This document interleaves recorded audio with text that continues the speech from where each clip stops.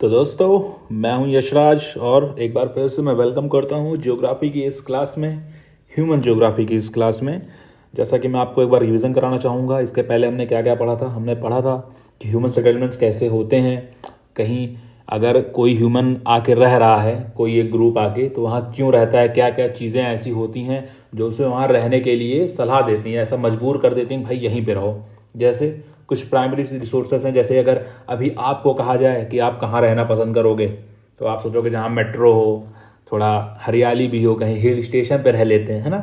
लेकिन जब स्टार्टिंग हुई थी लोगों की रहने की, स्टार्टिंग में तो क्या चीज़ें थी जो बेसिक थी। बेसिक क्या क्या हो सकता था? पानी, है ना, पानी बेसिक था, और खाना बेसिक था, फूड बेसिक था, है ना। तो ये दोनों चीज़ें, इसीलिए आप देखोगे कि जितनी भी बड़ी बड़ी सिविलाइजेशंस हुआ करती थी, सारी की सारी सिविलाइजेशंस एक किसी मेजर नदी के किनारे बनी हुई हैं। जैसे इंडस रिवर जो है हमारी, उसके किनारे इंडस वैली सिविलाइजेशन है ना। उसके बाद और कौन सी है? जो मिस्र की सभ्यता है वो नील नदी के किनारे बनी हुई है ना।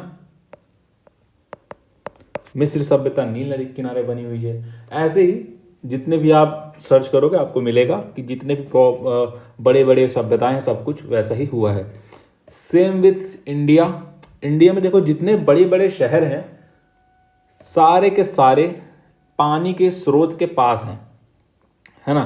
वहाँ पे नदियाँ जरूर हैं। जैसे रेगिस्तान में शहर नहीं मिलेगा तुमको, है ना। राजस्थान में कितने शहर हैं बड़े बड़े, बताओ।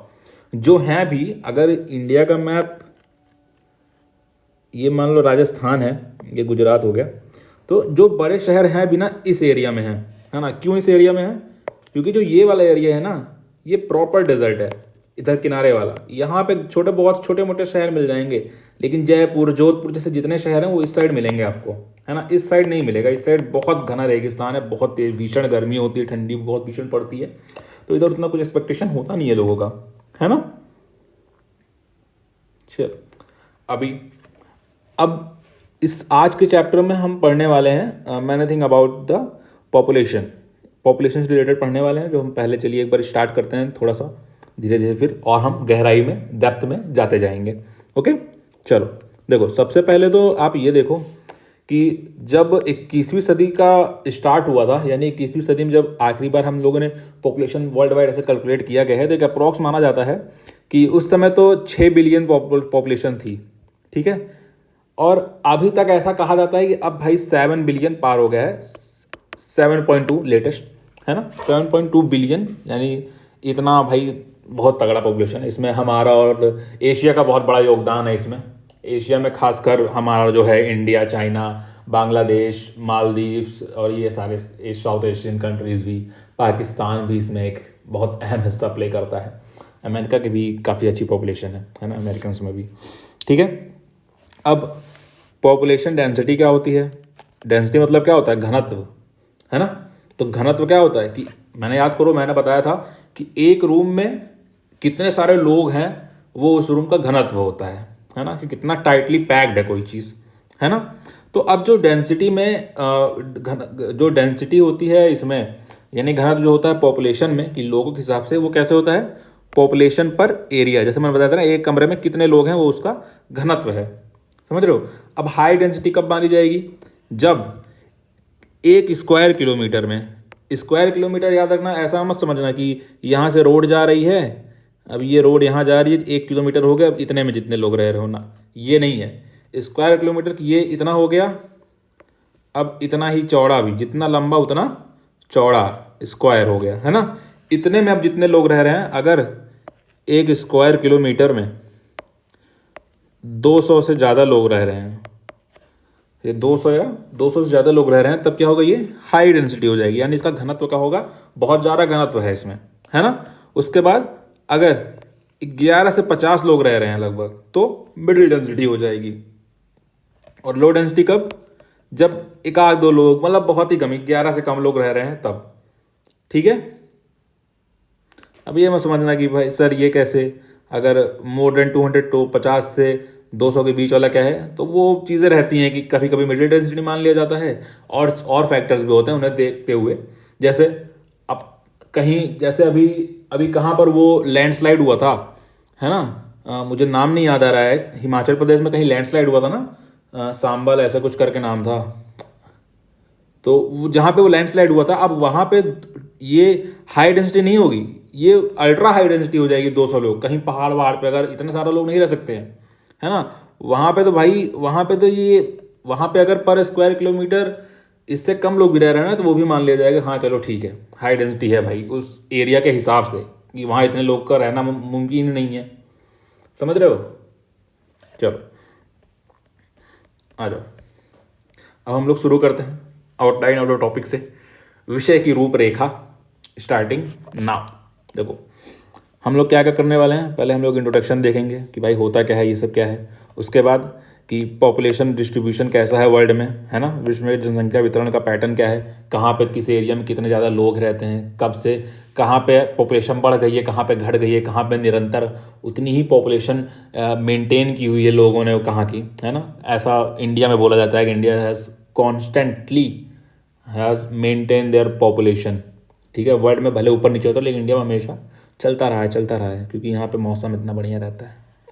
नेवर माइंड, चलो ठीक है। उसके बाद डेंसिटी ऑफ पॉपुलेशन कैसी होती है, क्या क्या फैक्टर्स होते हैं जो डेंसिटी निर्धारित करते हैं।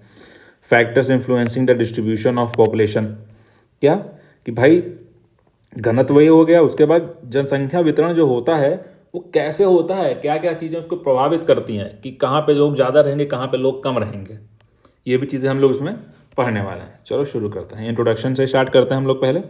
ठीक है भैया, ये बताओ, अगर तुम्हारा घर जल रहा हो, देखो कोई दिल पे नहीं लेगा मेरी बातें, मैं एग्जांपल देने की कोशिश करता हूँ जो थोड़ा एकदम तुम्हारे दिल में टच हो जाए। ठीक है, अगर तुम्हारा घर जल रहा हो और तुम्हारे घर में मान लो तुमने एक बहुत प्यारा सा जर्मन शेफर्ड पाल रखा है ना। क्या पाल रखा है? जर्मन शेफर्ड, वो डॉग होता है, डॉग, जर्मन शेफर्ड पाल रखा है।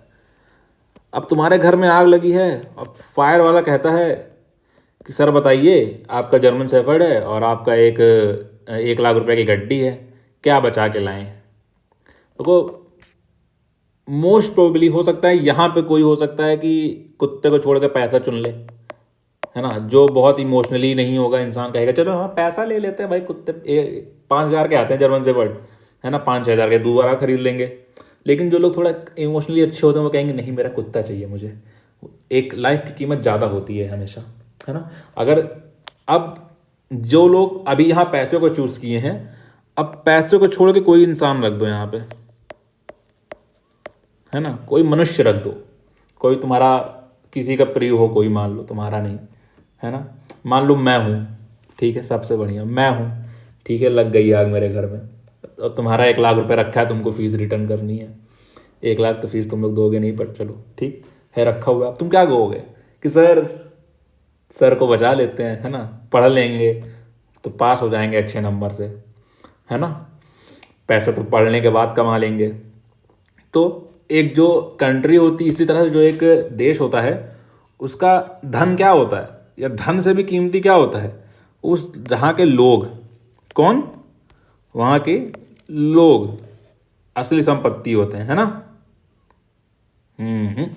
ठीक है, तो भाई जो लोगों ने डॉग को नहीं चुना है ना भाई, मेंटल हेल्थ देख लो अपनी एक बार।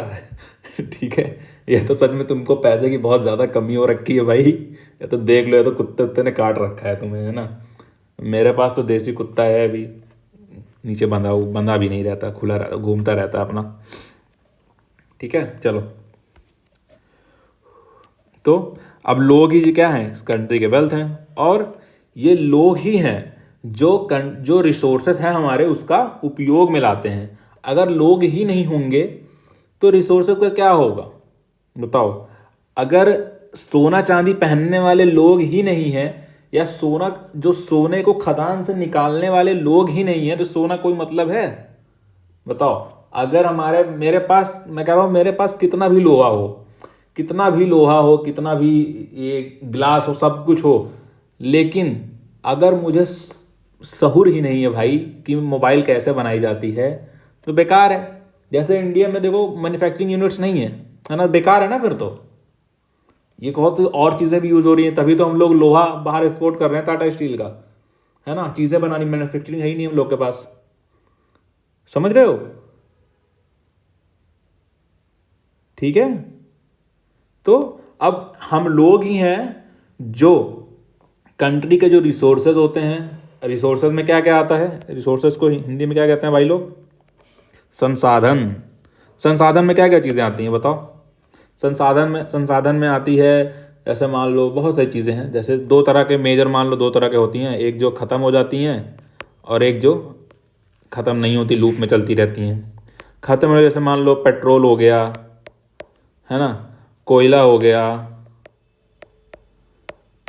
है ना। दोबारा कोयला वोयला बनने का लेकिन बहुत टाइम लग जाएगा बनने में ना, ख़त्म ही है, फिर रीयूजेबल नहीं है ना। और इनफाइनाइट हो गया, जैसे सोलर हो गया, बहुत सारी चीज़ें हैं। ये तो एनर्जी सेक्टर की बात कर रहा हूँ मैं, है ना। मोस्टली तो ख़त्म रीयूजेबल नहीं होती हैं चीज़ें।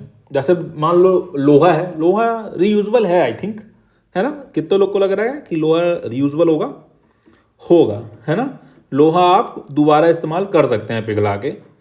आई would like to believe that कि कर सकते हैं। ये मैं इतना गलत नहीं होना चाहता भाई, मैं सही ही हूँ इस मामले में तो, ठीक है। और संसाधनों को सिर्फ देश के संसाधनों का इस्तेमाल भी नहीं करते हम लोग, उसके साथ साथ हम लोग ये भी डिसाइड करते हैं कि जो देश के संसाधन हैं उनका इस्तेमाल करने का नियम क्या होगा। जैसे एक गांधी जी की ना एक बहुत पॉपुलर कोट है, कोट एंड कोट। कोट का मतलब होता है कि किसी ने कुछ कहा है बढ़िया, ज़्यादा कहावत सा, तो कोट, ठीक है। तो कोट कहा है गांधी जी ने, और मैं हिंदी में बताता हूँ, इंग्लिश क्योंकि मैं नहीं बोल पाया तो बेइज्जती हो जाती है, बताता हूँ हिंदी में। देखो, उनका कोट था कि इस धरती पे पर्याप्त रूप से संसाधन उपलब्ध हैं सबके लिए, सबकी ज़रूरतों के लिए पर्याप्त रूप से संसाधन उपलब्ध हैं, लेकिन किसी एक ने भी लालच की तो जितना भी संसाधन है वो कम पड़ जाएगा। उनका कहना यह था, ठीक है, there is enough for everybody's need but there is not enough for anyone's need, greed, anyone's greed. देखो पता, मैं इसीलिए नहीं बोलता इंग्लिश में, गलत कर देता हूँ एक आध अक्षर, है ना, ग्रीड, ठीक है। तो लालची व्यक्तियों के लिए कुछ नहीं है ना। और फिलहाल जो आप देख रहे हो सब कुछ ग्लोबल वार्मिंग फलाना ढिमकाना की ये कम पड़ रहा है, ये ग्रीड ही तो है ना। किसी के पास रहने के लिए, किसी के पास घर में 10 लोग हैं, रहने के लिए सिर्फ 2 कमरा है, किसी के पास घर में 2 लोग हैं लेकिन रहने के लिए 10 घर हैं, है ना। क्या है ये, ग्रीड ही तो है। 10 घर लेके क्या कर लोगे भाई, है ना। तो ये चीज़ें रहती हैं, ठीक है, कि हम ही लोग तय भी करते हैं कि संसाधनों का उपयोग कैसे करना है, नीतियाँ कैसे बनानी है इस एक देश की, ठीक है। उसके बाद एक जो देश होता है ना वो हमेशा अपने लोगों से जाना जाता है। जैसे अभी मैं तुम लोग को एक फीडबैक देता हूँ, चेकआउट करता हूँ, तुम में से कितने लोग विदेश जाना चाहते हो। बहुत मतलब मैं होप कर रहा हूँ कि अभी तुम लोग एजुकेशन में हो, तुम लोग होपफुल होगे, बहुत सारे तुम में से जो चाहते होगे कि मैं एक दिन अमेरिका, कनाडा या यहाँ सब जाके पढ़ाई करूँ, है ना। तो अगर ऐसा चाहते हो तो मैं तुमको बताता हूँ कि जो रेशियल डिस्क्रिमिनेशन कितना हद तक हम लोग के खिलाफ होता है। खासकर तुम में से कई लोग वो हो गए ना, ये BTS आर्मी, BTS आर्मी। तो अभी मैं बताता हूँ, हम इंडियंस के लिए, ओनली फॉर इंडियंस, एक वर्ड बहुत फेमस है ना, रेशियल कमेंट है वो, उससे ये लोग कहते हैं पजीत। अब अभी ब्रेक डाउन करूँ पजीत का देखो ऑफ टॉपिक जा रहा हूँ थोड़ा, लेकिन देख लेते हैं। देखो, P फॉर पंजाब, और जीत, जितने लोग पंजाब से जाते हैं सबके लास्ट में जीत होता है ना, ऐसा। तो ये एक रेशियल टर्म ने, लेकिन ऑल ओवर इंडियंस के लिए इन्होंने एक रेशियल टर्म बना दिया, पजीत। अब ये टीज करते हैं हम लोग को, गैस लाइटिंग मतलब चिढ़ाने के लिए ये लोग ये पजीत वर्ड का यूज़ करते हैं, है ना। लेकिन इसके खिलाफ आप ऑफकोर्स अगर आपने वीडियोस वगैरह बनाई या कुछ भी किया, ऐसा ट्वीट वगैरह किया, तो आपका जो अकाउंट होगा विल बी टेकन डाउन, ठीक है। तो ये चीज़ें होती हैं कि लोगों से ही तो जाना जाता है। अभी देखो, इसके लिए ना आप ये पजीत वर्ड के लिए आप सिर्फ, या पजीत या किसी भी रेशियल के लिए आप सिर्फ उन्हें ही नहीं डोज दे सकते हो भाई।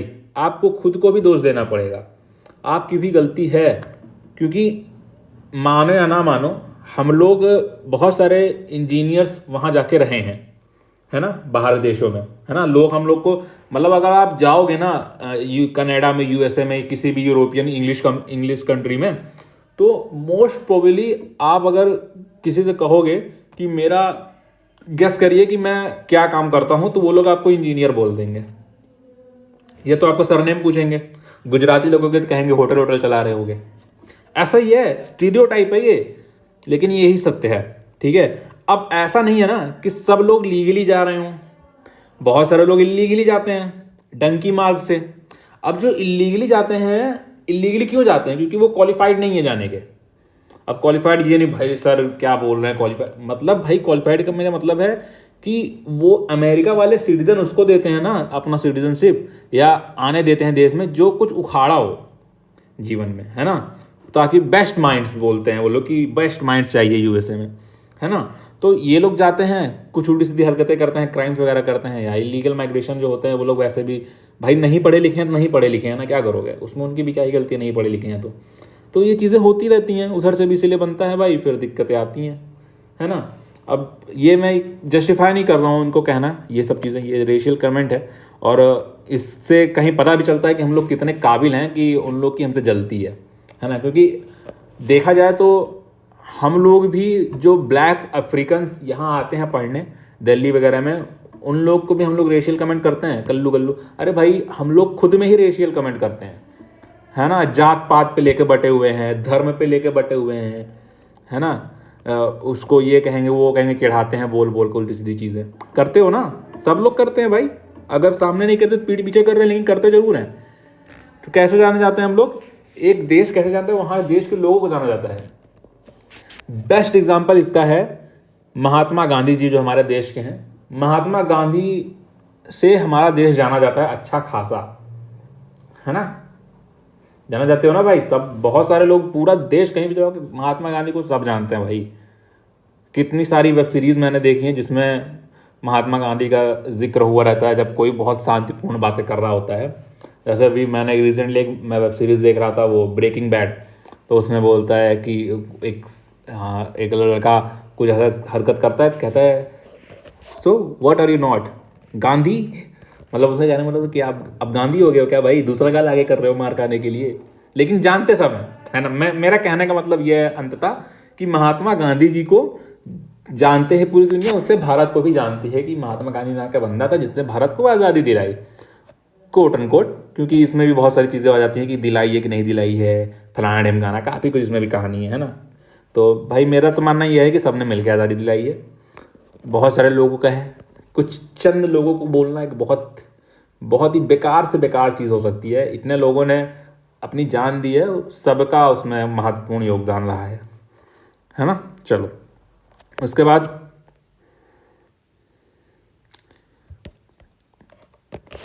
अब जो हमारी पॉपुलेशन होती है वो क्या करती है, also plays an important role in modern economic development. कैसे भाई, कहाँ से पैसे आएंगे जब इंसान काम करेगा। जीडीपी क्या होती है, ग्रॉस डोमेस्टिक प्रोडक्ट। क्या होती है जीडीपी?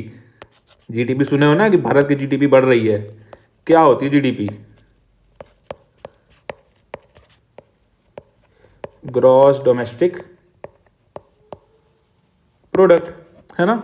अब ग्रॉस डोमेस्टिक प्रोडक्ट है अगर जीडीपी, तो भाई इसमें क्या क्या आता है, ये जो प्रोडक्ट शब्द है, ये प्रोडक्ट आसमान से थोड़ी गिर रहा है। आसमान से गिर नहीं रहा है कि पेड़ में उग रहा है, नहीं ना, ये प्रोडक्ट हम लोग बना रहे हैं, है ना। These products are created by man. अब यहाँ मैन से मेरा मतलब सब है भाई, वुमेन और मैन सब है, ठीक है। अब मुझे बाबा लिखने में मैन लिख रहा हूँ ऐसे, ठीक है। मेजॉरिटी मैन की है जोकिंग, कोई सीरियसली नहीं लेगा मुझे, ठीक है। तो ये क्या हो गया, अब यहाँ पे भाई जीडी, तो समझ रहे हो कि हम लोग, मतलब कुल मिला के एक कंट्री में लोग कैसे हैं, लोग क्या कर रहे हैं, ये सब चीज़ें डिसाइड करती हैं कंट्री कितना आगे बढ़ेगा या कंट्री क्या करेगा आगे जाके। जैसे फॉर एग्जाम्पल दो कंट्रीज हैं सेम साइज की, लगभग सेम साइज की, ठीक है। दोनों में अंतर देखो, एक ले लो इजराइल, एक ले लो बांग्लादेश। देख रहे हो इजराइल के लोग कैसे हैं, बांग्लादेश के लोगों में फर्क क्या है, देख रहे हो? जमीन आसमान का फर्क है कि नहीं भाई, है ना?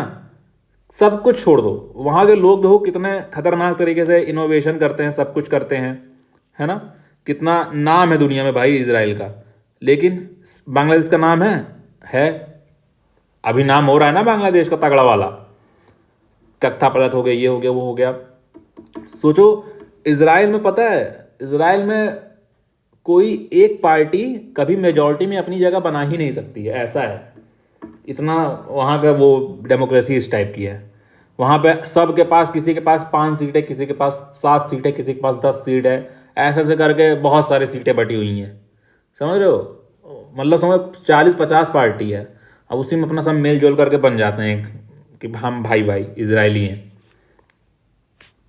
ठीक है, तो ये चीज़ें हैं ध्यान में रखने वाली कि भाई लोग जानेंगे, तुम्हारे देश से तुम्हें नहीं जाने, तुमसे तुम्हारे देश को जाने लोग, ऐसा कुछ करना चाहिए, समझ रहे हो? एक मुझे किसी ने बोला था कि मेरे एक टीचर थे, उन्होंने मुझसे बोला था कि कभी ये मत पूछना कि मेरे देश ने मुझे क्या दिया है, हमेशा ये बोलना कि मैंने क्या दिया है देश को अपने। ठीक है, तो अगर कुछ दिया है तो कमेंट करके बताओ कि तुमने क्या दिया अपने देश को। कहना आसान है, राइट्स मांगना आसान होते हैं, ड्यूटीज़ निभाना मुश्किल होती है ना? सबको राइट्स चाहिए बट ड्यूटीज़ किसी को नहीं चाहिए, कम लोगों को चाहिए। चलो आ जाओ आगे चलते हैं। ठीक है, ये चीज़ें याद रखना। इंट्रोडक्शन हो गया, हम लोग का परिचय करा दिया है मैंने। आइए शुरू करते हैं। ये देखो बहुत पुराना है ठीक है, ये मैंने पुराना उठा लिया है। चाइना भी यहाँ हट चुका है भाई लोग, इंडिया इज़ ऑन टॉप भाईचारा ऑन टॉप हो गया भाई। ठीक है, इंडिया ऑन टॉप है भाई इस टाइम पे, कोई नहीं है टक्कर में। इंडिया सबसे ऊपर है, लगभग 19% लगभग पॉपुलेशन शेयर करता है, 19-20% का। ठीक है, लगातार बढ़ता ही जा रहा है, बढ़ता नहीं जा रहा, अभी थोड़ा कम होने की कगार पे है। अभी इससे रिलेटेड मैं कुछ चीज़ें बताऊंगा तुम्हें जो तुम्हें और इंटरेस्ट जगाएगा इस टॉपिक पे। ठीक है, चलो। Pattern of population distribution and density helps us to understand the demographic characteristics of any area. भाई डेमोग्राफी क्या होती है? जिसको नहीं पता गूगल कर लो, फिर बताओ, मैं बताता हूँ क्या होता है।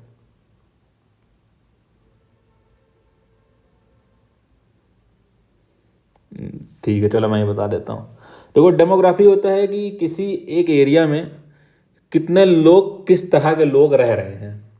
जैसे जब रोहिंग्या जो म्यांमार से एग्जिट करके इंडिया में एंट्री लिए इलीगली, तो वहाँ के लोग असम में गए, झारखंड में, कई सारी जगह में बॉर्डरिंग एरियाज में चले गए, है ना?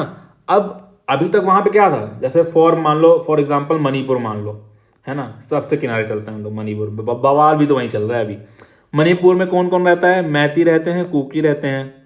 अब ये जो बांग्लादेश के रोहिंग्या, अभी तक डेमोग्राफी क्या है कि हम मैती हैं, कुकी हैं। अब यहाँ पे क्या हुआ, रोहिंग्या भी आ गए बांग्लादेश के, अब ये डेमोग्राफी में ये भी ऐड हो गए, डेमोग्राफी चेंज हो गई ना। अभी तक मान लो अगर ये 50% पे थे, अभी 20% ये भी ले लिए हैं, अब ये 40-40 पे आ गए, तो डेमोग्राफी क्या हो गई, चेंज हो गई। इसी तरह किसी ऐसी जगह स्टेट पे जहाँ पे पॉपुलेशन बहुत कम हो, है ना, जहाँ पे पॉपुलेशन ऑलरेडी बहुत कम हो, जैसे मान लो अरुणाचल प्रदेश है हम लोग का, वहाँ पॉपुलेशन डेंसिटी अरुणाचल प्रदेश की बहुत कम है ना? अरुणाचल प्रदेश जो है मान लो, अब अरुणाचल प्रदेश में अगर रोहिंग्यास जाके बसने लगेंगे ना भाई इस ऐसे अच्छी खासी तादाद में, तो बिल्कुल समय नहीं लगेगा जब रोहिंग्यास जो है अरुणाचल प्रदेश में 90% हो जाएंगे, और वहाँ के नेटिव जो ट्राइब्स हैं, जो वहाँ के नेटिव ट्राइब्स हैं वो 10% रह जाए। समझ रहे हो डेमोग्राफी कैसे चेंज हो गई? ये होती है डेमोग्राफी। ठीक है, अब जो सबसे most populous country of the world contributes about 60% of the world population, the population distribution with in the continent is also not even. समझ रहे हो, मतलब एक पहले यही है क्या, शुरू के 60% तो कुछ ही कंट्रीज में है, जैसा कि मैंने बताया था ना, ये पाकिस्तान, बांग्लादेश भी अब ऊपर आ चुका है काफ़ी, अभी लेटेस्ट जो है वो है इंडिया चाइना, यूएसए, फिर इंडोनेशिया, फिर बांग्लादेश, पाकिस्तान, फिर ऐसे ही है ना, बहुत सारी कंट्रीज। ये सब देख रहे हो ना, इतनी सारी हैं, 60% यही हो गए। अरे यार 20-20-40 तो हम ही लोग हैं, इंडिया चाइना ही है, बगल में पाकिस्तान के साथ मिला लोगे तो 40-50-55 तो हम ही लोग हो जाएंगे। इसी यही यही चार पड़ोसी मेरे ही, हम ही लोग के मतलब। ठीक है, ये हो गया, ये समझ में आ गया। अब इसमें लास्ट लाइन क्या लिखी हुई है कि जो महाद्वीप होते हैं उनके भीतर भी जनसंख्या का वितरण समान नहीं है। जैसे अ, अभी एशिया में देखोगे ना, एशिया सिर्फ चाइना थोड़ी है, मंगोलिया भी तो एशिया ही है ना। मंगोलिया भी तो एशिया ही भाई, मंगोलिया में पॉपुलेशन है ही नहीं, एकदम जीरो, बहुत कम पॉपुलेशन है मंगोलिया की। ठीक है, सेम है। ठीक है, अब एशिया में भी अब ऐसे देखोगे हर जगह का है। जैसे यूनाइटेड स्टेट ऑफ अमेरिका की पॉपुलेशन वैसे यहाँ पे बहुत ज़्यादा दिख रही है, लेकिन जितना यूनाइटेड स्टेट के पास जगह है ना, उस हिसाब से ये पॉपुलेशन बहुत कम है यूएसए की। सेम विद ऑस्ट्रेलिया, जितना इनके पास जगह उस हिसाब से इनकी पॉपुलेशन बहुत कम है भाई।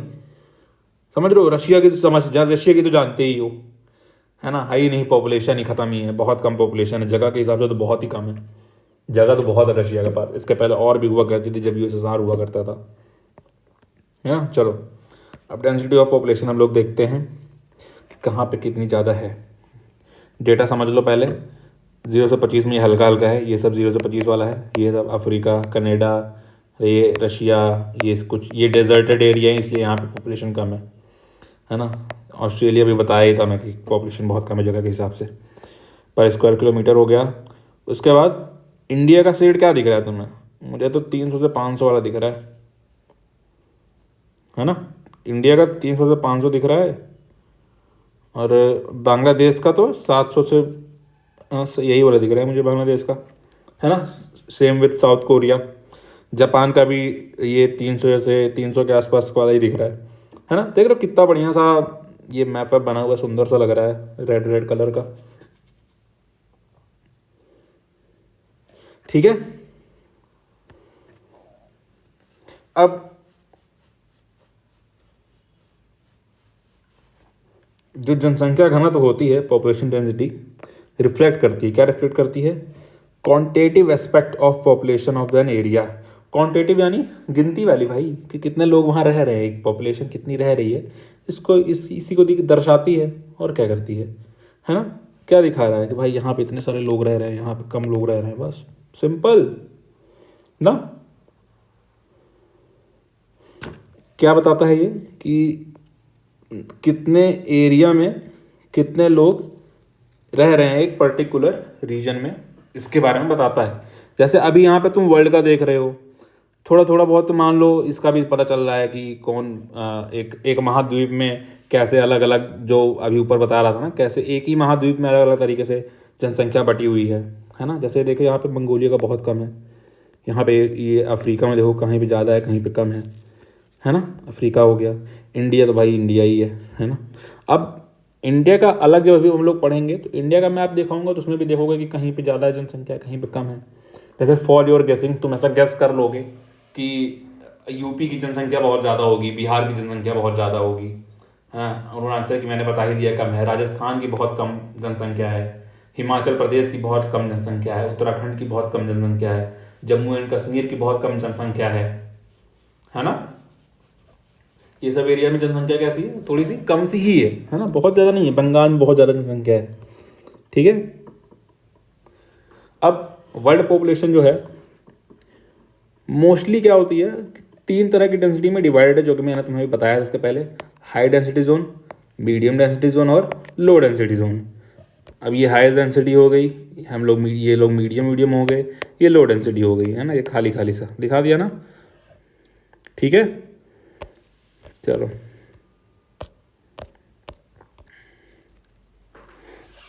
ओम नमः शिवाय। चलो भाई शुरू करते हैं।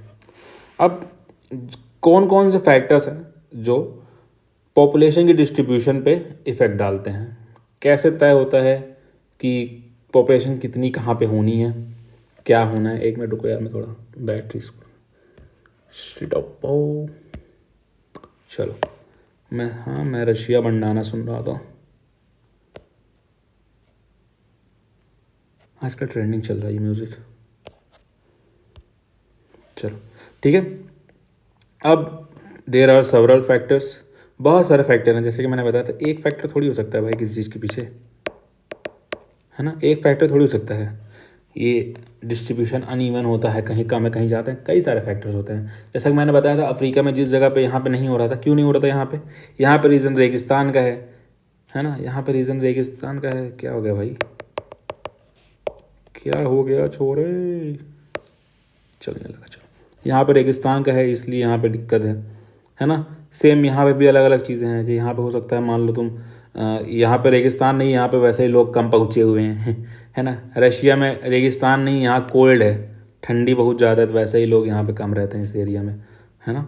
कनाडा में यहाँ देखो मेन प्रॉब्लम क्या है कि यहाँ पे लोग नेटिव नहीं है ना यहाँ के, यहाँ लोग जा जाके बसे हुए हैं, तो बहुत कम ही लोग जा जाके बसे हैं, इसलिए पॉपुलेशन यहाँ पे वैसे भी कम है। ठीक है, चलो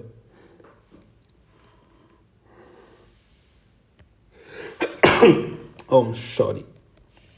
हाँ ओके, क्यों कैसे कैसे फैक्टर्स हो सकते हैं, इकोनॉमिक फैक्टर्स हो सकते हैं, फिजिकल फैक्टर्स हो सकते हैं, और ह्यूमन एंड पॉलिटिकल फैक्टर्स हो सकते हैं। ठीक है, अब अपने मन में तीनों में से कुछ कुछ चीज़ें सोचने का प्रयास करो, 1 मिनट का समय देता हूँ कि सीरियसली बोल रहा हूँ, आंखें बंद करो और अपने दिमाग से सोचो, क्योंकि भाई एग्ज़ाम में ना मेरी पढ़ाई हुई बातें याद नहीं आने वाली हैं, समझ रहे हो। एग्ज़ाम में ना जो तुम अपने आप से जो चीज़ें लिख पाओगे वही कर पाओगे, तो अगर अभी ट्राई करोगे तो आ जाएगी। तो अपने मन से एक बार सोचने की कोशिश करो कि अपने ऊपर चीज़ें इम्प्लीमेंट करो कि ऐसा क्या इकोनॉमिक फैक्टर हो सकता है कि जिसके कारण मैं अपना ये छोड़ के कहीं जाकर रह सकता हूँ, या ऐसा क्या जियोग्राफिकल फैक्टर हो सकता है कि मैं कहीं चला जाऊँगा छोड़ के, है ना। ऐसा क्या पॉलिटिकल फैक्टर हो सकता है, ह्यूमन फैक्टर क्या हो सकता है। अभी इसके पहले मैंने रोहिंग्या का बताया ना, है ना। सोचो सोचो सोचो, देखो मोस्ट प्रोबेबली इकोनॉमिक में तुम लोगों ने दो चीज़ें सोची होंगी। पहला कि कहीं ज़्यादा कमाई मिल रही है, अमेरिका चले जाओगे तो ज़्यादा पैसा कमाओगे, है ना, पैसा असंगा पैसा, है ना। दूसरा सोचे होगे कि मान लो देश गर्द में चला जाएगा तब देश छोड़ कर भाग जाएंगे, है ना, बहुत एकदम जीडीपी डाउन चली गई है, महा गरीबी बढ़ गई है और बहुत एकदम ख़त्म हो गया मैटर पूरा, है ना, तब छोड़ के चले जाओगे। पाकिस्तानी सब कोई थोड़ी हो सकता है। देख रहे हो पाकिस्तानी किस तरह अपने देश में टिके हुए हैं, बर्बाद होते कंट्री में, ये नहीं कि हल्ला करके इंडिया में जुड़ जाए।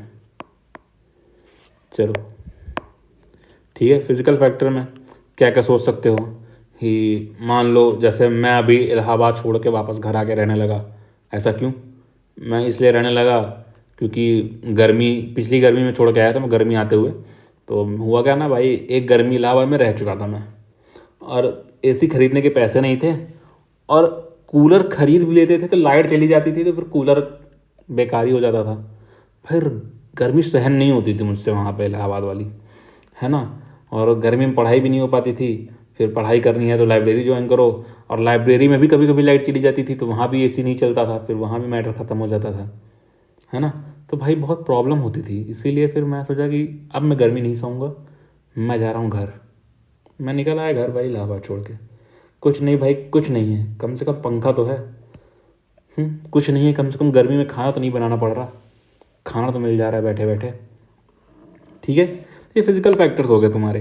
ओके गाइस, यही सोचा होगा, है ना, कि कहीं पे बाढ़ आ गई, मान लो मेरे गांव में, मैं बिहार में रहता हूँ, मेरे गांव में बाढ़ आ गई तो अब मुझे छोड़ के जाना पड़ेगा, है ना। भूकंप आ गया तो छोड़ के जाना पड़ेगा, यही सब सोचा होगा फिजिकल फैक्टर में, और क्या सोचोगे, है ना। मैं भी यही सोच रहा हूँ। उसके बाद ह्यूमन और पॉलिटिकल फैक्टर। अब ह्यूमन और पॉलिटिकल में क्या है कि मान लो अचानक से हमारा देश डिक्टेटरशिप में चला जाए, है ना, या आप किसी भी जैन हो, सिख हो, मुस्लिम हो, हिंदू हो, जिस एरिया में आप रह रहे हो वहाँ पे आपको टारगेटेड किलिंग करा जाने लगे, तो आप सोचोगे भाई यहाँ से छोड़ना बेहतर होगा, है ना। तो आपने यही सोचा होगा ना। अगर आप आप जैसा हो गया आपने अपोजिट सोच लोगे कि भाई मुझे टारगेटिंग किलिंग किया जा रहा है तो मैं छोड़ के जा रहा हूँ, ये पॉलिटिकल हो गया। इसको ह्यूमन भी कह सकते हो, पॉलिटिकल भी कह सकते हो, है ना। और एक चीज़ हो सकती है ह्यूमन में, मान लो तुम्हारे घर का कोई बीमार है और तुम्हें अब सेटल होना पड़ेगा कहीं ऐसी जगह पे जहाँ पे इसका इलाज हो रहा हो, तो भी हो सकता है। ठीक है, चलो आ जाओ थोड़ा और हम लोग इसकी डिटेल में घुसेंगे अब।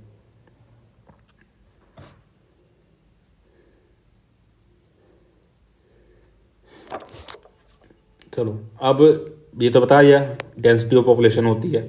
अब जनसंख्या घनत्व को प्रभावित करने वाले मुख्य कारक राहत, जलवायु, मिट्टी, खनिज, वनस्पति, आर्थिक, सांस्कृतिक और सामाजिक कारक हैं।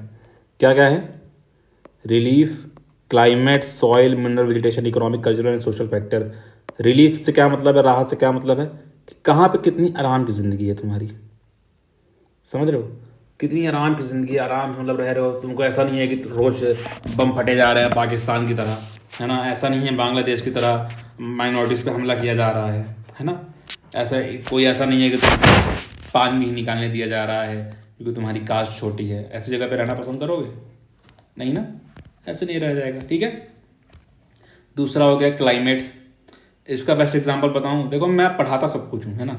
तुम्हें ज्योग्राफी पढ़ा हूँ, मैं हिस्ट्री भी पढ़ाता हूँ, तो थोड़ा बहुत सब कुछ इसलिए उसमें मिक्स हो जाता है थोड़ा थोड़ा, लेकिन मज़ा आएगा तुमको। देखो क्लाइमेट से समझो, जो जिन्ना थे जिन्ना, जिन इतना बहुत है, इतनी इज्जत है, तो जिन्ना जी जो थे ये जब ये मुंबई में पले बड़े थे, मुंबई में ही रहे थे लाइव अपनी, है ना। तो जब पाकिस्तान गए ना, पाकिस्तान का क्लाइमेट थोड़ा अलग है मुंबई से, तो बहुत अलग होगा भाई। मुंबई क्लाइमेट जानते हो ना, गर्मी ज़्यादा ना ठंडी ज़्यादा, एकदम हौले हौले, ह्यूमिडिटी मज़ेदार, है ना। तो उनको मुंबई की इतनी आदत थी ना कि वो वहाँ जाके बीमार पड़ गए थे। उनको था कि भाई मुझे ले चलो, मुझे वापस मुंबई, उनके आने की बहुत इच्छा थी, है ना। तो क्लाइमेट भी इफेक्ट करता है कि एक क्लाइमेट के हम लोग आदी हो चुके रहते हैं तो हम लोग को वापस जाने का मन नहीं करता।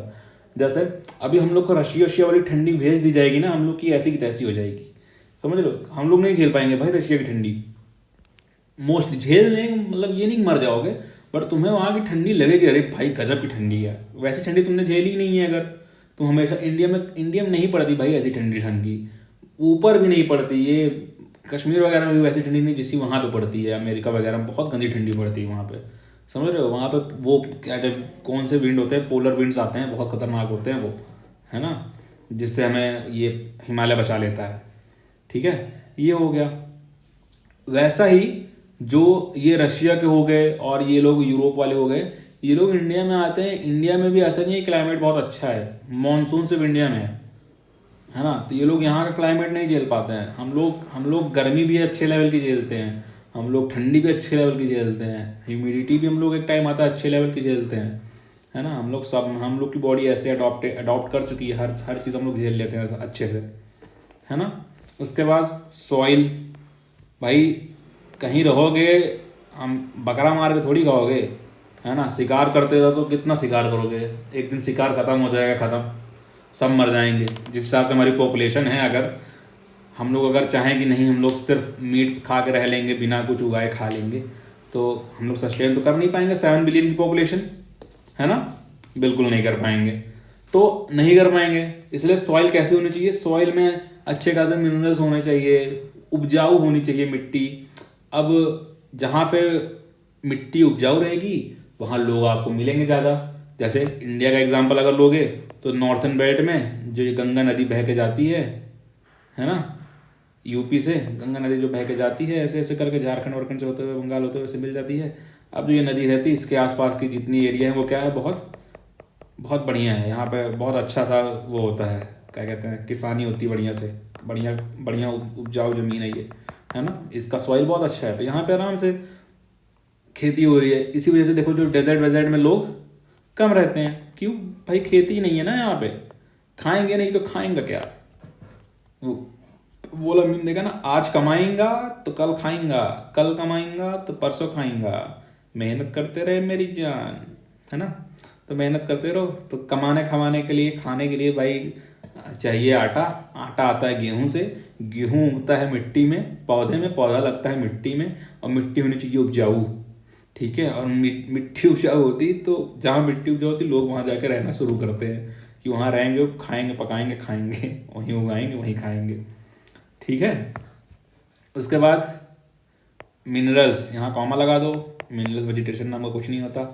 मिनरल्स, मिनरल्स कैसे, जैसे लोग कहीं सोना अगर ना भी मिले तो एक बार को चल जाता है, लेकिन आज की एज में ना खुद का लोहा होना बहुत ज़रूरी है। जैसे अगर मैं तुम्हें एंशियंट हिस्ट्री की एक बात बताऊं, तुमने एक एम्पायर के बारे में सुना होगा, मगध,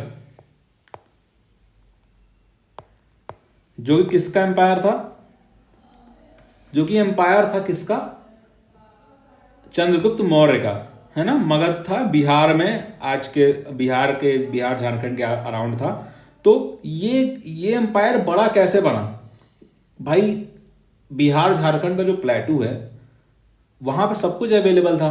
देखो इनके पास ट्रांसपोर्ट के लिए नदी थी, गंगा जी, इनका ट्रांसपोर्ट अच्छा था। ठीक है। उसके साथ साथ ट्रांसपोर्ट के लिए नदी है इनके पास, साथ में साथ इनको लोहा मिल गया वहां पे, और भी खनिज मिल गए, कोयला मिल गया। तो इनके लिए हथियार बनाना बहुत आसान हो गया, और चीजें तैयार करना बहुत आसान हो गया, है ना। इसीलिए में ये मिनरल्स बहुत ज़रूरी होते हैं। जैसे इंडस वैली सिविलाइजेशन में तुमने सुना होगा ओमान से कुछ आता था, और ना ओमान से शायद मिनरल्स आते थे, टिन आता था, है ना। साउथ इंडिया से सोना लेके जाते थे और मिनरल्स लेके जाते थे, है ना। और अफगानिस्तान से भी ऐसे वो नीला कलर का जो पत्थर होता है वो आता था। ऐसे हर जगह से मिनरल्स मिलना बहुत ज़रूरी है कहीं रहने के लिए। सर्वाइव करना है, अगर लॉन्ग टर्म एक सिविलाइजेशन बनानी है तो मिनरल्स इज वेरी इंपॉर्टेंट। ठीक है, for establishing any civilisation, any strong civilisation I think. ठीक है। उसके बाद क्या है, वेजिटेशन। भाई जरूरी नहीं है ना कि अब मान लो एक ही चीज़ कितना खाओगे, डेली चावल खा लोगे उबाला, तुमको फल वल भी चाहिए होता है, फल चाहिए, सरवाइव करना है। अगर अब जाके गैस हो, वैसे पहले तो अगर गाँव में सरवाइव करना है तुमको लकड़ी भी तो चाहिए, है ना। कभी मीट भी तो खाने का मन करेगा। शिकार करने जाओगे, जहाँ वेजिटेशन रहेगी वहीं तो शिकारी रहेंगे, वहीं तो और जानवर जीव जंतु रहेंगे जहाँ जिनको और खा सकते हो, इमरजेंसी हो गई तो। हर जगह चावल लेके थोड़ी जा सकते हो। मान लो कहीं निकल गए हो शिकार करने, है ना, भटक गए रास्ते में, खाना कहीं कुछ हो गया, खराब हो गया, अब क्या भूखे मरोगे, तो वहाँ वेजिटेशन होनी चाहिए, समझ रहे हो, ताकि और चीज़ें भी, ईंधन का इस्तेमाल हो सके, फ्यूल का इस्तेमाल हो सके, है ना। बहुत ज़रूरी है वेजिटेशन, छाँव रहे, थोड़ा टेम्परेचर मॉडरेट रहे। ठीक है।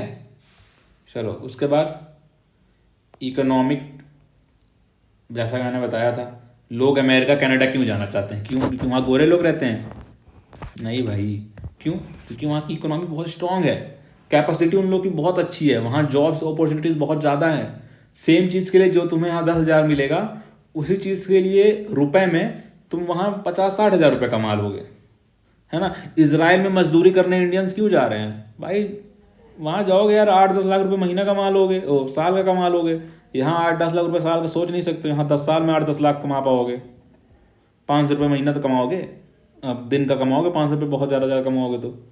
अब ऐसा भी नहीं है कि 30 दिन काम ही कर रहे हो, 15,000 भी नहीं हो पाएगा पैसा, उसमें से खर्चा हो जाएगा। इधर दारू पी लोगे, वहाँ देसी मिलेगी नहीं, वहाँ मिलेगी विलायती, वो पी नहीं पाओगे। तो यहाँ से जा रहे हैं लोग, वहाँ महंगी वाली पी नहीं पाएंगे समझ रहे हो, ये बात होती है। उसके बाद क्या है, कल्चरल एंड सोशल फैक्टर्स। ये तो बहुत बड़ा फैक्टर है अपने लोग के लिए खासकर। जैसे कल्चरल का और माना जाए, जैसे ये यहूदी लोग जाते हैं वहाँ बस रहे हैं इसराइल में, है ना, कल्चरल फैक्टर हो गया कि हमारा कल्चर हमें सिक्योर करना है ना। अगर मुझे एक चॉइस दी जाए कि या तो आप सऊदी में जाकर रह सकते हैं, या तो आप कश्मीर में जाकर रह सकते हैं, या तो आप बनारस में जाकर रह सकते हैं, या तो आप जहाँ अभी रह रहे हैं प्रतापगढ़ वहाँ रह सकते हैं, मैं आंख बंद करके एनी डे बनारस चूज़ करूँगा, है ना। क्योंकि मुझे शिव जी बहुत प्यारे हैं और बनारस मुझे बहुत प्यारी है भाई। बनारस बहुत सुंदर है मेरे लिए, मैं बनारस रहना पसंद करूँगा। क्या फैक्टर है? कल्चरल फैक्टर है भाई, मेरा कल्चर है, मुझे अच्छा लगता है, अपने जैसे लोग दिखते हैं, सेम है, समझ रहे हो। लोग पसंद करते हैं अपने जैसे ही, अपने ही सोसाइटी के आसपास जैसा मैं हूँ वैसे ही लोगों के साथ रहना। कोई गंदी बात नहीं है इसमें, सब लोग पसंद करते हैं भाई। किसी को भी बहुत कम ही कोई हो सकता है बहुत बड़ा सेकुलर हो तो चूज़ कर ले, बाकी मैं तो नहीं कर पाऊँगा। मुझे तो अपने जैसे लोग ही पसंद होते हैं रहना साथ, कहीं पर अगर सोसाइटी में ज़माना जाए तो, है ना, सेलिब्रेशन अच्छे होते हैं। बाकी बनारस इज़ लव, एक दिन ज़मीन लूँगा वहाँ पे घर बनवाऊँगा। चलो, on the basis of age structure the population can be called young, adults and old. कैसे कैसे? Sorry, the population of developing countries is rising faster than that of developed countries. समझ रहे हो, इंडिया की ज़्यादा तेज बढ़ रही है कि अमेरिका की? क्योंकि जो डेवलप्ड कंट्री होती है ना, इसमें लोग बच्चा पैदा करने का मन नहीं होता, यहाँ शादी होती ही नहीं होती। जैसे जो साउथ कोरिया है, ऐसा कहा जाता है कि साउथ कोरिया 2075 तक गायब हो जाएगा भाई। गायब इन सेंस गायब नहीं, मतलब वहाँ यंग पॉपुलेशन बचेगी ही नहीं, तो वो कंट्री डिस्ट्रॉय हो जाएगी। तो मुझे मेरे एक टीचर फ्रेंड ने ही पूछा था कि सर इतना जियो पॉलिटिक्स करते हैं, आपको क्या सोल्यूशन लगता है साउथ कोरिया का, कि क्या सोल्यूशन होना चाहिए साउथ कोरिया में?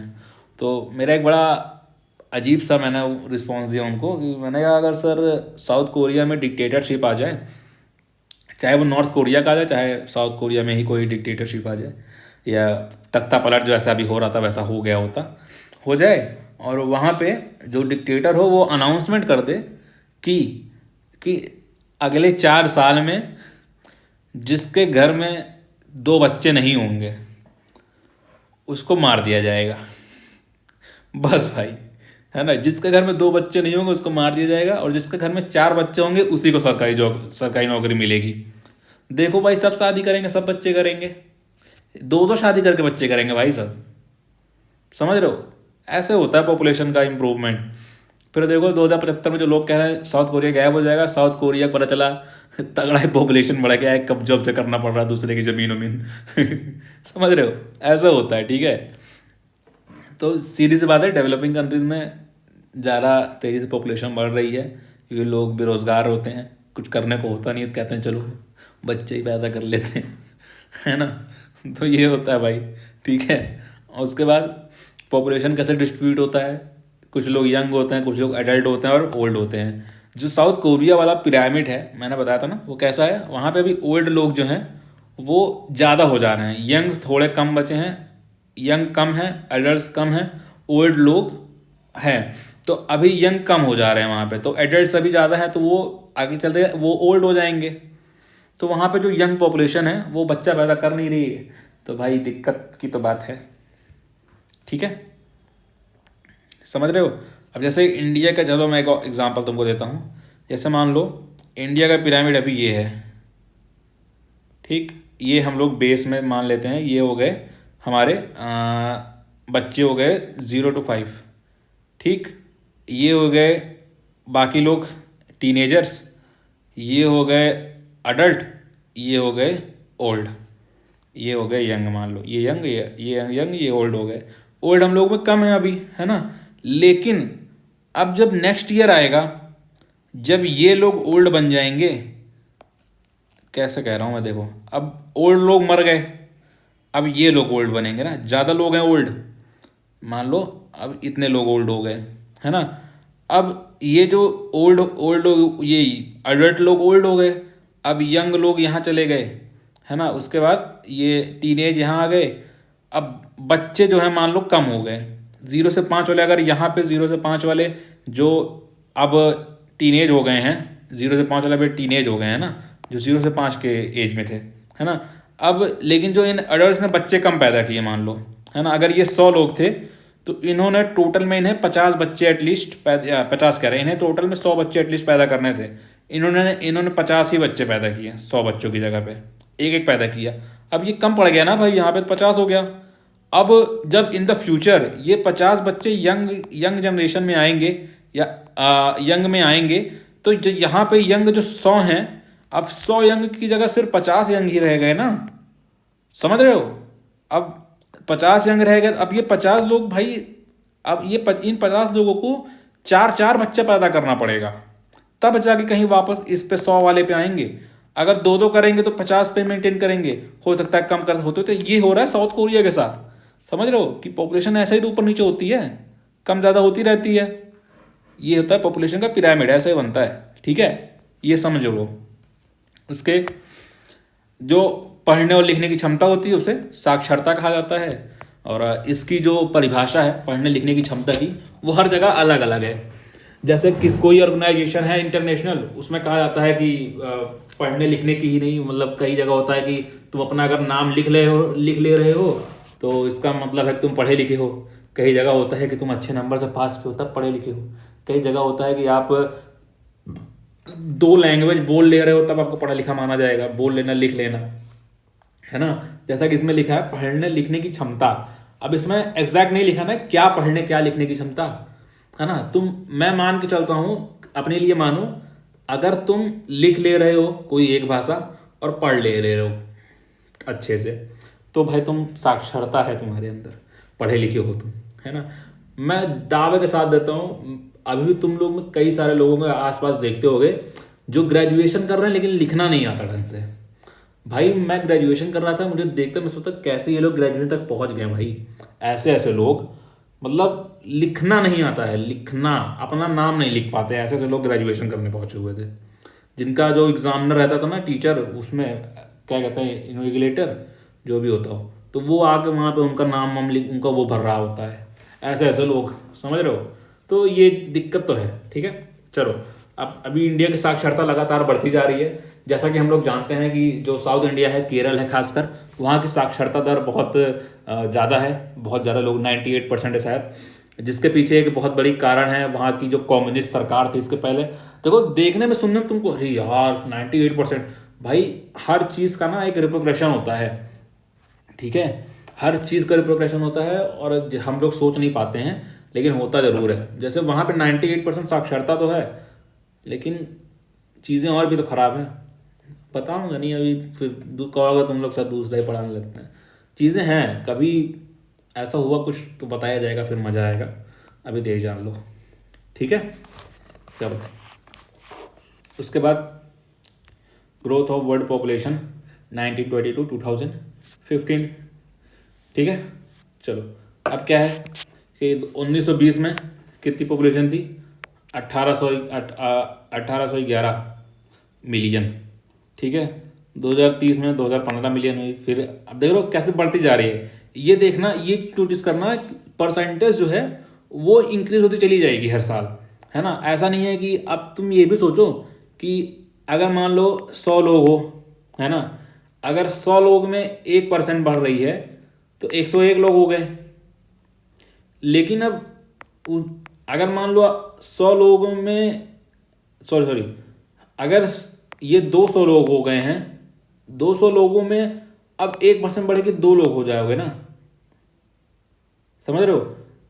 जनसंख्या भी बढ़ रही है, उसके साथ साथ और ज़्यादा लोग जुड़ते भी जा रहे हैं, परसेंटेज वाइज भी और ज़्यादा बढ़ते जा रहे हैं। देख लो, 11, 11, 12, 19, 22, 20, 19, 15, 13, उसके बाद 5.9, समझ लो। हर ये 10 साल पे है, ये क्यों बढ़ता ही जा रहा है, बढ़ता ही जा रहा है, बढ़ता ही जा रहा है, ठीक है। अब सबसे बड़ी बात क्या है कि पॉपुलेशन आखिर बढ़ना स्टार्ट कैसे हुई। एक थ्योरी है पॉपुलेशन बूम थ्योरी। जब इंडस्ट्रियलाइजेशन हो गया यूरोप वगैरह में, तब हुआ क्या कि जो लोग मर रहे थे ना, लोग मरना कम हो गए, समझ रहे हो। ज्यादा दवाइयां आ गई हैं, है ना, मॉडर्न टेक्नोलॉजी डेवलप हो गई, लोग मरना कम हो गए, बच्चे पैदा करने कम, ऐसा नहीं बच्चे ज्यादा पैदा करने लगे लोग अचानक से, लोग मरना ही कम हो गए, डेथ रेशियो कम हो गया, है ना। इसीलिए लोग ज्यादा, जनसंख्या मेंटेन होने लगी। जो लोग कभी दवा के हिसाब से नहीं हो पाता था, जल्दी मर जाते थे, अब वो पता चल रहा है 100 साल जी रहे हैं साले, है ना, 80-90 साल जी रहे हैं और खूब पैदा कर रहे हैं बच्चे, बीमार हो ही नहीं रहे हैं, समझ रहे हो। ऐसी चीजें बढ़ती चली गई। चलो, अब विश्व जनसंख्या की उच्चतम दशकीय वृद्धि पर दर 1970 में 22.0% दर्ज की गई थी। द्वितीय विश्व युद्ध के बाद विश्व की जनसंख्या में वृद्धि तेज हो गई थी और जब कम विकसित देशों की जनसंख्या में नाटकीय रूप से वृद्धि होने लगी थी। यह स्पष्ट है कि जनसंख्याई संक्रमण के शुरुआत चरणों के दौरान दुनिया में जनसंख्या की वृद्धि मुख्य रूप से मृत्यु दर द्वारा नियंत्रित होती थी। जो मैंने बताया तुम्हें कैसे होती थी कि भाई बच्चे तो पैदा कर रहे हैं लोग लेकिन सब मर जा रहे हैं, मोर्टेलिटी रेट बहुत हाई है। जैसे ही मोर्टेलिटी रेट कम हुई भाई बढ़िया चलने लगा, फिर बच्चे पैदा होने लगे बढ़िया से। समझ रहे हो, बच्चे पैदा हो रहे हैं, मर नहीं रहे हैं, साफ सफाई ज़्यादा ध्यान देने जाने लगा, है ना, बहुत चीज़ें बढ़ गई। तो क्या हुआ कि बच्चे तो पैदा हो रहे हैं लेकिन मरना बंद हो गए हैं, इस वजह से जनसंख्या की वो जो है बढ़ गई है। ठीक है, तो इस वाले वीडियो में हम लोग इतना ही पढ़ेंगे, और नेक्स्ट वीडियो में हम लोग पढ़ने वाले हैं hunting and food gathering economy क्या थी इंडियंस की, और वर्ल्ड में कैसी कैसी चीज़ें थी। इसका भी स्लाइड मैंने बहुत सुंदर सा बना रखा है, बहुत ही कलरफुल सा मज़ेदार से स्लाइड्स हैं इसके, बहुत मेहनत की है बनाने में भी, और कहीं कहीं चीज़ें कुछ उठा उठा के भी लाई हैं ढूंढ ढूंढ के, तो इसमें बहुत मज़ा आने वाला है आपको। तो एक बार फिर से साइनिंग ऑफ, यशराज नाम है मेरा, मैं आपका ज्योग्राफी का टीचर हूँ, और मुझसे आप कांटेक्ट कर सकते हैं। मेरा नंबर है 9140091005। इस नंबर पे आप मुझे कांटेक्ट कर सकते हैं, और फ्री होऊंगा तो फ़ोन उठा लूँगा, और क्या, खाली थोड़ी बैठे हैं, बहुत सारे काम है अपने पे। चलो ठीक है, हर हर महादेव भाइयों, आपका एग्ज़ाम बहुत अच्छे से हो जाए।